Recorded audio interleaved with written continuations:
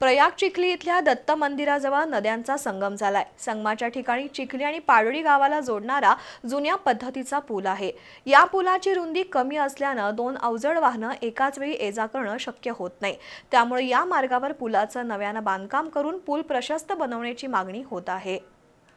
चिखली गावच्या नदी संगमावर जागृत दत्त मंदिर आहे। मंदिराजवळ नदीवर अनेक वर्षांपूर्वीचा चिखली आणि वरणगे पाडळी गावाला जोडणारा पूल आहे। या मार्गावरून येवलूज, बाजार, भोगाव, कोतोरी परिसरातील दररोज शेकडो वाहनधारक प्रवास करतात। दरम्यान दोन गावाला जोडणाऱ्या या पुलाची रुंदी मुळातच कमी असल्यानं दोन्ही बाजूने एकाच वेळी दोन अवजड वाहनं जाऊ शकत नाहीत।